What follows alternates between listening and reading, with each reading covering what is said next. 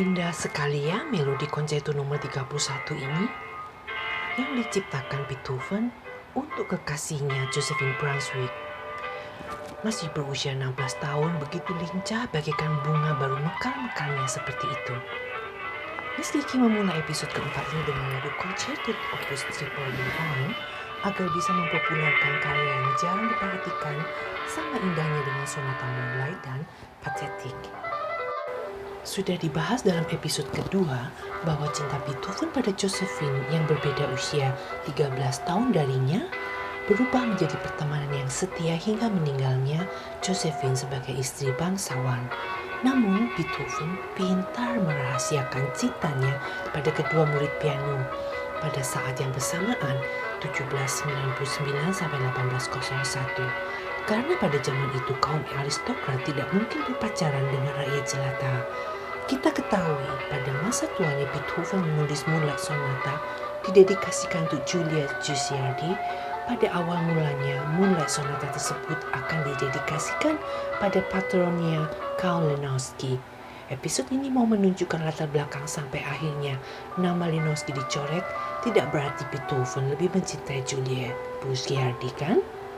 In this fourth episode, we would like to popularize the Piano Concerto number 31 Opus 311 dedicated for Josephine Brunswick, a 13-year-old girl to whom Beethoven fell in love.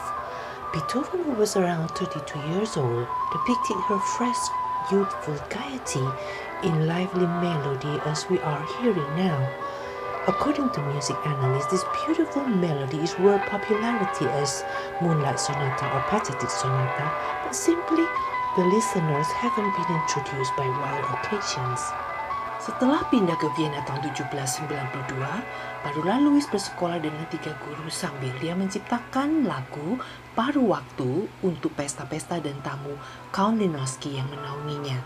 Inilah cara kerja sistem patronase yang Miss Kiki istilahkan memperoleh beasiswa agar dengan demikian Beethoven bisa membiayai sekolahnya selama 10 tahun pada guru vokal, guru menciptakan lagu, dan guru pianonya.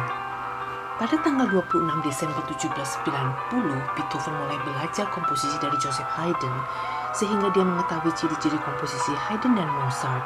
Dewan Kesenian Bonn memandang Beethoven lah yang berasal dari Jerman itu pantas menjadi penerus Mozart, komposer dari Austria. Namun untuk menjadi terkenal tidak sekedar bermodal kejeniusan, Louis sejak muda sudah mengalami persaingan yang berat. Baik dari berbagai pemusik Eropa yang adu keterampilan di Wiener maupun kecemburuan dari gurunya sendiri Joseph Haydn. Menurut saksi mata, Joseph Haydn menyarankan bagian ketiga karya Beethoven, Moonlight Sonata, jangan dipublikasikan. Saking guru Beethoven itu cemburu dengan muridnya yang baru melakukan konser debut pertamanya tahun 1794 yang mengabdikan trilogi atau trillion karyanya bagi Count Lenowski. Haydn meninggal pada usia 77 pada tahun 1809. Nama von Beethoven atau von Beethoven dalam nama lengkapnya sebenarnya tidak dianugerahi dari siapapun, tetapi karena Louis merasa pantas bergaya hidup sebagai aristokrat dengan segala prestasi dan achievement yang dia peroleh. Namun ketika cintanya ditolak berbagai putri kaum aristokrat, barulah pada masa tuanya sekitar 42 tahun, Beethoven mempertanyakan hak-hak yang sama antara rakyat jelata dengan kaum aristokrat.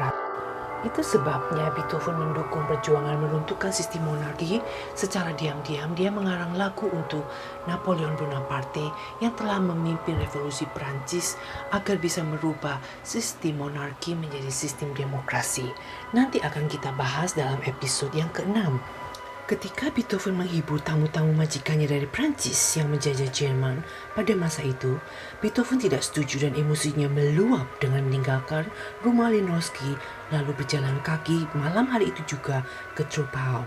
Dulu Troppau masih merupakan bagian dari Jerman, tetapi setelah Cekoslowakia menang perang, daerah tersebut dipisahkan. Beethoven meninggalkan kertas surat yang bertuliskan, "You are by circumstance and birth. What I am through myself. Of princes there have, and will be thousands, but of Beethoven there is only one." Bukti-bukti tertulis menunjukkan keesokan harinya Beethoven dalam keadaan sakit berusaha kembali ke Austria dengan kereta kuda. Rupanya kejadian semalam telah memberinya inspirasi menulis Appassionata yang begitu terkenal. Begitu dia turun dari keretanya, Beethoven konon tertawa menunjukkan adanya tetesan air pada tinta karyanya karena diselesaikan di atas kereta. Foto di sini menunjukkan Lang pianis muda belajar memainkan Appassionata pada gurunya Barenboim. Berakhirnya hubungan Beethoven dengan patronnya Lenowski ini menjadi latar belakang utama mengapa nama patron itu dicoretnya dan diganti dengan nama Giulia Guicciardi, namun untuk menyamakan spellingnya ditulis dalam bahasa Italia. Lenowski telah membiayai hidup Beethoven selama 18 tahun, dari tahun 1782 sampai 1810. Di bawah tekanan revolusi Prancis terhadap tuan tanah dan bangsawan, tentu ekonomi Karl Lenowski menurun. Tetapi karena dia sayang pada Beethoven, dia berusaha mengajak dua pangeran Austria lainnya untuk patungan. Kemudian terpaksa dia pindah ke apartemen yang lebih kecil, namun dia bersedia naik tangga ke lantai 10 agar bisa mendengar Beethoven latihan piano dari luar karena Beethoven tidak memperbolehkannya masuk. Rekam jejak Beethoven ini terjadi sampai dia memperoleh patron baru bernama Archduke Rudolf. Pergaulan Beethoven memang begitu luas, termasuk dia mengadakan kerjasama dengan Wolfgang von Goethe yang sama-sama berasal dari kota Bonn. Karena Beethoven mulai kekurangan uang selepas dia meninggalkan Karl Lenowski. Pertemuan yang bertempat di Teplitz Spa House tahun 1812 itu diilustrasikan dengan sketsa gambar yang menunjukkan fisik Beethoven tampak pendek, tertati-tati seperti kebeling satan begitu kalau sedang berbicara, sebab dia mungkin merasa minder dengan kondisinya yang tuli. Ini merupakan salah satu faktor yang membuatnya introvert untuk mengekspresikan cintanya pada perempuan yang cantik, muda, kaya lagi. Hingga pada masa tuanya, ketika Beethoven menjadi terkenal, kekasihnya baru menyadari misteri lagu-lagu yang dia ciptakan banyak diinspirasi oleh patah cinta dengan perempuan yang mana. Hingga hari ini, Bonn terkenal gara-gara memiliki komposer terbesar segala zaman semacam Beethoven, sehingga semua tempat yang pernah menjadi saksi sejarah, termasuk Teplitz Spa House, seperti gambar di sini, menjadi destinasi wisata yang eksklusif.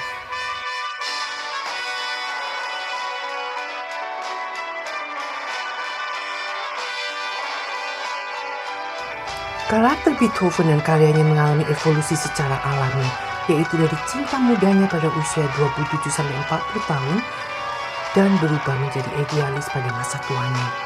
Sonata Moonlight yang kita dengar ini diakhiri dengan karya Freddie Mercury, pencipta lagu yang legendaris dari band Queen berjudul The Show Must Go On. Keduanya meninggal dalam keagungan musisi kondang yang mati muda dengan berbagai penyakit berat. Lagu tersebut mudah-mudahan menginspirasi para orang tua murid bagaimana dewasa ini berbagai negara belajar musik klasik untuk mereka improvisasi atau penyempurnaan karya pemusik sebelumnya.